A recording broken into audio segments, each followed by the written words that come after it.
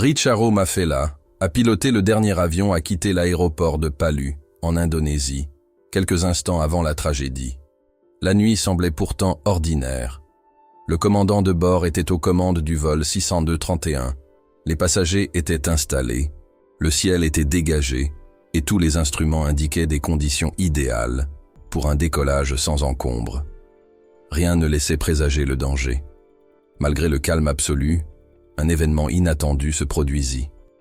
Mafela perçut comme un appel intérieur, un murmure urgent et insistant, lui ordonnant de partir immédiatement. Contre toute logique aéronautique et tous les protocoles qu'il avait suivis pendant des années, il décida d'obéir à cette intuition. Cette décision, prise en quelques minutes, allait sauver la vie de 148 personnes. Mais qu'était cette voix? Une prémonition? Un instinct? Ou quelque chose qui dépassait la raison? Richaro Mafela était un pilote expérimenté, habitué au ciel indonésien. Réputé pour sa discipline et sa précision, il respectait scrupuleusement chaque règle, examinait chaque détail, et les procédures aéronautiques lui semblaient une seconde nature. Pourtant, cette nuit de septembre, un événement inattendu vint perturber l'ordre qui avait toujours rythmé sa routine. Une fois installé dans le cockpit, il ressentit un malaise inexplicable. Ce n'était pas dû à la météo, le ciel était stable, ni à l'équipement, tout fonctionnait parfaitement. C'était une sensation silencieuse et profonde qui ne lui disait qu'une chose: décoller immédiatement. Les pilotes se sont formés au respect des horaires et des protocoles. Avancer un décollage est non seulement rare, mais peut être considéré comme une grave erreur. Malgré tout, Mafela était certaine que rester sur place comportait un risque. Elle regarda sa montre, ressentit la gravité de la situation et décida d'agir. Il se tourna vers l'équipage et donna un ordre inattendu. Il devait demander l'autorisation de décoller immédiatement, avec un préavis de 3 minutes. Les copilotes trouvèrent cela étrange, mais firent confiance au ton ferme du commandant.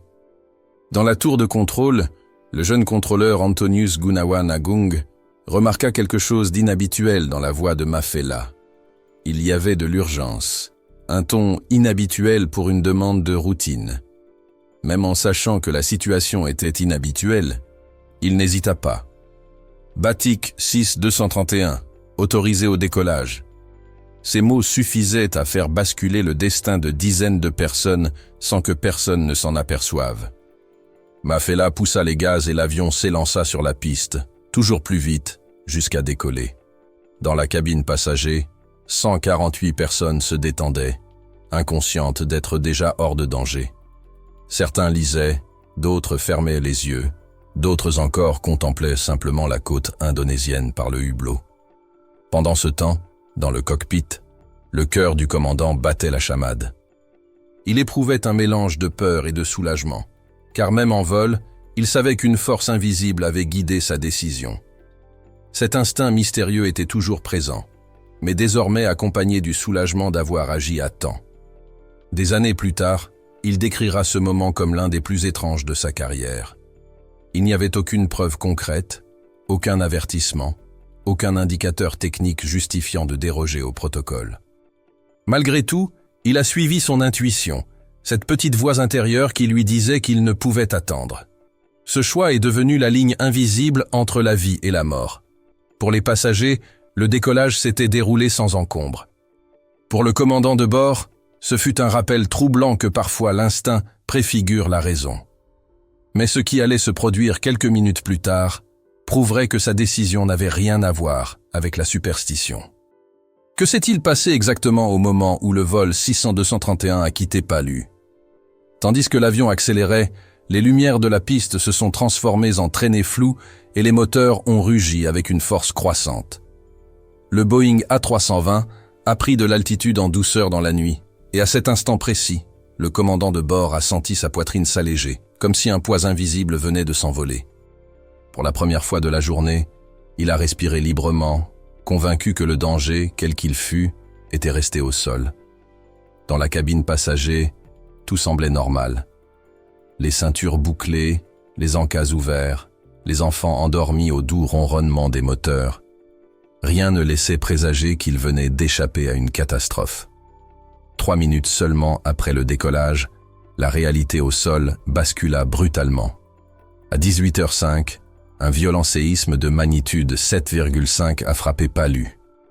Le sol tremblait comme s'il était vivant, fissurant le béton et faisant vaciller les bâtiments de toute la ville. La piste d'où venait de décoller le vol Cessna 231 commença à se fissurer, de longues crevasses irrégulières se propageant comme du verre brisé. La tour de contrôle, un bâtiment de 4 étages, se mit à osciller dangereusement, menaçant de s'effondrer à tout moment. Pour tous ceux qui se trouvaient encore à l'aéroport, il n'y avait plus d'endroit sûr. Là-haut, dans le ciel, les passagers dérivaient, inconscients de tout. Ils voyaient le littoral se dessiner sous le soleil couchant, sans imaginer que ce même littoral était déformé par les ondes sismiques. Le commandant de bord tenta d'appeler la tour de contrôle. Aucune réponse. Il réessaya. Le silence persistait. La communication n'avait pas été interrompue par des problèmes techniques, mais par le chaos absolu. Les contrôleurs aériens s'enfuirent en panique tandis que le bâtiment s'effondrait autour d'eux. La différence entre la survie et la tragédie tenait à quelques minutes. Si l'avion était resté sur la piste comme prévu, la secousse aurait commencé avant le décollage. L'asphalte se serait fendu sous le train d'atterrissage, piégeant l'appareil sans espoir d'évacuation. Avec 148 personnes à bord, les conséquences auraient été inimaginables. Mais la simple décision de décoller plus tôt a permis à tous d'être mis à l'abri du séisme au moment précis où il atteignait son intensité maximale. Plus tard, la vérité sur ces 3 minutes allait éclater au grand jour. Dans le cockpit, le capitaine ressentait déjà la gravité de la situation. Il n'avait pas de mots pour décrire cette prémonition. Seulement une angoisse sourde l'envahissait, tandis qu'il scrutait l'horizon. Il savait qu'ils étaient partis à temps, mais il ignorait qu'un second danger s'était déjà réveillé. Car, au large des côtes indonésiennes, les séismes se limitent rarement à de simples secousses. L'énergie est souvent transmise à la mer, et la mer réagit. Ce qui émergeait des eaux allait bientôt révéler au commandant ce qu'il attendait. Vu d'en haut, le monde semblait se briser au ralenti. Il observa l'océan se comporter d'une manière qu'aucun manuel d'entraînement n'aurait pu enseigner. De larges cercles d'eau commencèrent à s'étendre, telles des ondulations provoquées par la chute d'une pierre dans un lac. Mais ces vagues grossirent, formant des murs. Au début, il crut à un reflet de lumière, mais en quelques secondes, il comprit. C'étaient des vagues gigantesques qui s'éloignaient du rivage et prenaient de la hauteur. La mer n'était plus calme. Elle était en train de créer quelque chose de monstrueux, une force qui allait tout engloutir sur son passage. À 450 mètres d'altitude, l'avion bénéficiait d'un point de vue exceptionnel lors de catastrophes de cette ampleur. Le littoral de Palu était déformé en contrebas. Des bâtiments s'effondraient et des nuages de poussière s'élevaient. Les rues se déchiraient, comme du papier mouillé. Le pilote tenta à nouveau d'appeler la tour de contrôle. 1 fois, 2 fois, 3 fois. Rien. Le silence radio était plus pesant que n'importe quel cri. Certains passagers commencèrent à remarquer l'étrange comportement de l'océan. D'autres, inquiets, désignèrent à la côte du doigt, sans toutefois comprendre ce qui se passait. Dans le cockpit, cependant, l'instinct du capitaine le savait déjà. Il ne s'agissait pas d'un simple tremblement de terre. La mer avait absorbé le choc et, à présent, elle réagissait violemment. Un tsunami était né. Il appuya doucement sur la manette des gaz, maintenant une montée régulière, comme si l'altitude pouvait protéger l'avion de l'horreur qui se déroulait en contrebas. Les secondes lui paraissaient interminables. Et il comprit que, tandis que ses passagers étaient sains et saufs, des milliers de personnes au sol allèrent devoir affronter un combat perdu d'avance. Palu, une ville de plus de 300 000 habitants, se trouvait directement sur le passage des eaux. D'en haut, il pouvait distinguer les contours sombres qui avançaient vers la côte, des vagues qui gagnaient en intensité et commençaient à bouleverser le destin de tout un peuple. Les vagues ne se déplaçaient pas en ligne droite, elles formaient des arcs, encerclant la baie avec une précision dévastatrice. La forme naturelle du littoral agissait comme un entonnoir, canalisant toute la force vers le cœur de la ville. Mafela décrira plus tard cette scène comme surréaliste, un cauchemar se déroulant en plein jour. Il ne pouvait intervenir, mais il ne pouvait pas non plus détourner le regard. Son devoir était de guider l'appareil vers l'avant, mais ses yeux restaient fixés sur la destruction en contrebas. Il savait que le silence radio n'était pas un hasard.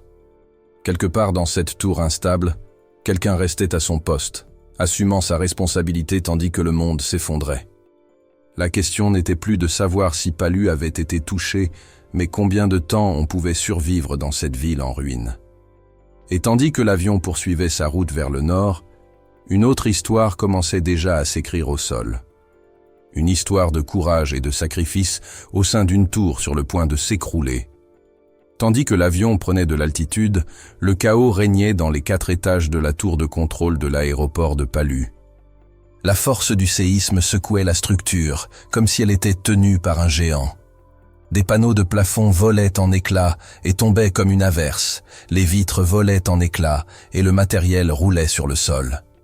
Les contrôleurs aériens, qui quelques secondes auparavant guidèrent de nombreux vols, luttaient désormais pour leur survie. Ils s'emparèrent de ce qu'ils purent et coururent vers l'escalier de secours, tentant de s'échapper avant que la tour ne s'effondre complètement. La peur remplaça l'ordre, et chaque seconde devint cruciale. Au centre de ce chaos se trouvait Antonius. Gunawan Agung, 21 ans. C'est lui qui avait autorisé le décollage du vol 602-131 quelques minutes plus tôt. À présent, alors que les alarmes hurlaient et que les murs se fissuraient autour de lui, ses collègues lui criaient de courir. « Sortez immédiatement! L'immeuble s'effondre !» Mais Agung ne bougea pas. Il resta à son poste de pilotage. Le radar indiquait toujours que l'avion montait, et il savait que l'appareil n'avait pas encore officiellement quitté son espace aérien. Si un problème survenait dans les premières minutes de vol, l'équipage aurait besoin de réponses, et il serait le seul capable de les fournir. Le devoir l'emportait sur la peur, la responsabilité l'emportait sur l'instinct. La tour grinçait sous la pression, le béton se déformait, la poussière rendait l'air presque irrespirable. Pourtant, Agung gardait les yeux rivés sur le radar, répétant mentalement l'altitude et la route de l'appareil. Pour un observateur extérieur, rester dans un bâtiment au bord de l'effondrement semblait de la folie. Pour lui, c'était un choix guidé par un engagement profond. Son métier de rêve depuis l'enfance, guider les avions en toute sécurité dans le ciel. Et même dans les moments les plus sombres de sa carrière, il n'allait pas renoncer à ce rêve. Les secondes semblaient une éternité. Les secousses s'intensifièrent, engendrant de profonds grondements dans les structures d'acier. Par les hublots, on voyait le sol s'ouvrir et des véhicules être projetés comme des jouets. Malgré tout, Agung garda son sang-froid jusqu'à ce qu'il soit certain que le vol lui échappait totalement. Ce n'est qu'alors qu'il s'éloigna de la console. C'est à cet instant qu'il comprit le prix de son choix. L'escalier s'était effondré. Les sorties étaient bloquées par des débris. La tour continuait de trembler à chaque secousse, le laissant prisonnier à 4 étages de hauteur, sans aucune issue. Dans le silence qui suivit, Agung prit conscience de la gravité de son acte. Il avait assuré la sécurité de 148 personnes qu'il ne rencontrerait jamais, mais pour ce faire, il avait risqué sa propre vie. Malgré tout, il ne paniqua pas. Des témoins ont déclaré qu'il était resté calme, cherchant un moyen de s'échapper jusqu'au tout dernier moment. Son courage dans cette tour instable a fait la différence entre la vie et la mort pour tous les passagers du vol 602-31. Mais qu'adviendrait-il de lui lorsque, finalement, la structure s'effondrerait sous l'effet du séisme? Lorsque le vol 602-31 a disparu des écrans radars, Agung s'est éloigné du poste de contrôle pour se rendre compte que toutes les issues de secours étaient déjà détruites. La tour oscillait et craquait, et il était piégé à 4 étages de hauteur, isolé, entouré de béton et de débris de verre. Dehors, les sirènes et les cris résonnaient dans l'aéroport. À l'intérieur de la tour, il n'y avait que poussière, débris et le bruit de l'effondrement. Les équipes de secours ont tenté de le rejoindre. Certains ont escaladé les parties effondrées du bâtiment, mais les répliques sismiques les ont contraints à battre en retraite à plusieurs reprises. Malgré tout, ils ont persévéré. Ils ont refusé de l'abandonner. Des heures plus tard, ils parvinrent à l'atteindre et à l'extraire des décombres. Son corps était broyé, son uniforme déchiré et du sang giclait sur le sol. Mais le plus impressionnant, il respirait encore, faible, mais vivant. L'urgence changea. Il était temps de le sauver non seulement de la tour, mais aussi d'une mort imminente. À l'hôpital le plus proche, les médecins étaient confrontés à une situation impossible. Des centaines de blessés arrivaient avec des fractures et des lacérations profondes. Mais l'état d'Agung était bien plus critique. Il souffrait d'une hémorragie interne que le matériel disponible ne pouvait maîtriser. Ses poumons étaient endommagés et il présentait des signes évidents de traumatisme grave. L'équipe a tout mis en œuvre, mobilisant toutes ses ressources, à chaque seconde, pour le stabiliser. Un hélicoptère devait le transférer dans un hôpital plus important, le seul capable de le sauver. Il devait tenir bon jusque-là. Les minutes s'étiraient comme des heures. Chaque respiration était un combat. Les infirmières comprimaient ses plaies.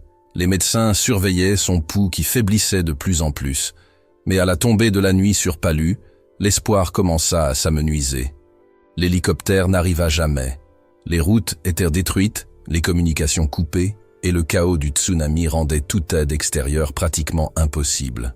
Finalement, le jeune homme resté à son poste pour protéger 148 inconnus ne put être sauvé. Quelques heures après son acte de courage, Antonius Gunawan Agung est mort sur un lit d'hôpital, loin de la tour, mais toujours hanté par le poids de sa décision. Ses derniers instants n'ont pas été marqués par la panique, mais par une résistance silencieuse. Des témoins ont rapporté que, même blessé, il est resté calme, comme s'il comprenait pleinement la portée de son acte. Le contrôleur aérien qui a refusé d'abandonner son devoir a tout donné pour la sécurité des autres. Son histoire ne s'est pas arrêtée à la survie, mais à un héritage. Un exemple de devoir et de courage qui lui survivrait. Pourtant, alors que sa vie s'éteignait, les passagers dans le ciel ignoraient encore le prix qu'il avait payé. Comment allaient-ils découvrir que leur voyage en toute sécurité était garanti par le sacrifice d'une personne qu'ils ne rencontreraient jamais? Là-haut, dans la cabine du vol Sydney 231, le calme régnait, presque un silence complet. Les passagers, confortablement installés dans leurs sièges, discutaient, somnolaient ou distrayaient leurs enfants avec des dessins animés sur leur téléphone portable. Certains contemplèrent le coucher de soleil sur la côte indonésienne par le hublot, sans se douter qu'ils avaient frôlé la mort quelques minutes auparavant. Pour eux, ce n'était qu'un vol ordinaire, une traversée rapide entre deux îles. Pour le capitaine Mafela, en revanche, le poids de l'incertitude persistait. Il tenta à plusieurs reprises de contacter la tour de contrôle de Palu, mais chaque tentative resta vaine. En temps normal, cela aurait pu indiquer une panne technique. Mais ce jour-là, ce silence avait une toute autre signification. Malgré tout, il garda son calme. Il maintint le cap. Il guida son équipage avec sérénité, sans alarmer personne. Son rôle était de maintenir le contrôle, même lorsque le monde en contrebas était en train de s'effondrer. À l'approche de Makassar, l'équipage a entamé la procédure d'atterrissage avec sa précision habituelle. L'atterrissage s'est déroulé en douceur et certains passagers, soulagés, ont même applaudi discrètement. Nombre d'entre eux ont sorti leur téléphone portable, envoyé des messages et publié des photos et des vidéos du voyage, ignorant encore que Palu avait été dévasté. Ils débarquèrent normalement et traversèrent le terminal sans se douter de rien. La révélation n'arriva que plus tard, lorsque le commandant Mafela consulta enfin son téléphone. Des messages commencèrent à affluer. Des vidéos et des informations se déversèrent sur les écrans. Le tremblement de terre, la piste fissurée, la tour qui oscillait, les vagues qui déferlaient sur la baie. C'est alors qu'il comprit. Le silence à la radio n'était pas une erreur. C'était le son de gens qui se battaient pour leur vie, et celui d'un jeune homme qui était resté à son poste jusqu'à la toute dernière seconde. La vérité le frappa de plein fouet. Le vol en toute sécurité de ses passagers était garanti par un sacrifice dont aucun d'eux ne serait jamais témoin. Pour les voyageurs, l'histoire d'Antonius Gunawan. L'histoire n'a été révélée que plusieurs jours plus tard, lorsque les gros titres ont mis en lumière le courage d'un contrôleur aérien de 21 ans qui avait refusé de quitter son poste. Certains passagers ont par la suite avoué avoir été bouleversés d'avoir frôlé la tragédie, tandis que d'autres ont exprimé leur profonde gratitude envers cet inconnu qui avait fait preuve de responsabilité au lieu de fuir. Ce qui semblait n'être qu'un vol ordinaire s'est trouvé à jamais lié à une histoire de courage et de tragédie. Les passagers du vol 602-131 ont repris le cours de leur vie, mais leur survie a eu un prix inestimable. Ils sont rentrés chez eux, ont repris leur travail et ont vécu normalement, tandis que le jeune homme qui leur avait ouvert la voie ne reviendrait jamais. L'histoire de Hong a soulevé une question troublante, qui persistait même après la catastrophe. Comment une nation doit-elle se souvenir de celui qui a tout donné pour des gens qui ignoraient jusqu'à son nom? Dans les jours qui suivirent, son nom franchit les frontières de l'aéroport de Palu détruit et se répandit dans tout le pays. Ses funérailles devinrent un moment national empreint de tristesse, mais aussi de fierté. Des soldats ont porté son cercueil recouvert des couleurs du drapeau indonésien, rouge et blanc, tandis que des milliers de personnes se massaient dans les rues pour lui rendre un dernier hommage. Pour un pays qui peinait à se reconstruire après le séisme et le tsunami, son histoire est devenue un symbole d'espoir, la preuve que le courage peut briller même dans les heures les plus sombres. À 21 ans, Hong a marqué l'histoire. Il n'a jamais commandé de troupes ni occupé de poste à haute responsabilité. Pourtant, un seul acte, à un moment crucial, a sauvé plus de vies que bien des figures historiques. La presse l'a surnommé « le gardien du ciel » et les autorités l'ont reconnu comme un héros national. Son sacrifice ne s'est pas traduit par des médailles ou un titre honorifique, mais par le fait que 148 personnes ont pu s'échapper saines et sauves du vol 602-131 grâce à sa détermination à rester dans la tour de contrôle alors que tout s'effondrait autour d'elle. L'aéroport de Palu a été reconstruit et, au sein de ces nouvelles infrastructures, un mémorial dédié à Hong et aux autres victimes de cette journée tragique a été érigé. Pour chaque pilote, passager ou employé qui y transite, ce mémorial rappelle silencieusement qu'un jeune homme, seul face au chaos, a choisi le devoir plutôt que sa propre vie. Son histoire est devenue une référence dans les formations aéronautiques, illustrant que la responsabilité peut l'emporter sur la peur. L'héritage d'Antonius Gunawan Hong est marqué non seulement par la tragédie, mais aussi par de rares valeurs humaines, preuve éclatante que le courage n'a pas d'âge et que le dévouement à une mission, même au péril de sa vie, peut inspirer toute une nation. Son nom est entré dans la mémoire de l'Indonésie, non pas par soif de gloire, mais parce qu'il a choisi de protéger des personnes qu'il ne rencontrerait jamais. Son histoire invite à une réflexion qui dépasse le cadre de l'aviation. Souvent, le véritable héroïsme est discret, silencieux, et naît de l'instant où l'on décide de faire passer les autres avant soi. Mais elle nous laisse aussi avec une question pour ceux qui ont survécu et pour ceux qui viendront. Comment mesurer la valeur d'une vie donnée par autrui? Et comment faire en sorte que ce souvenir ne se perde pas avec le temps? L'histoire du vol 602-31 montre que le courage n'est pas toujours visible ni bruyant. Il se révèle parfois lorsqu'une personne prend une décision inattendue sous la pression, guidée uniquement par sa conscience. Le commandant Mafela a ressenti un appel inexplicable. Hong est resté inébranlable jusqu'au dernier moment, et ensemble, ils ont démontré que la responsabilité peut être plus forte que la peur. 148 vies ont été sauvées, et un héritage qui perdure. Et vous, qu'est-ce qui définit véritablement le courage en temps de crise? Partagez votre avis. Et si cette histoire vous a touché, poursuivez votre lecture pour découvrir d'autres récits méconnus qui méritent d'être racontés.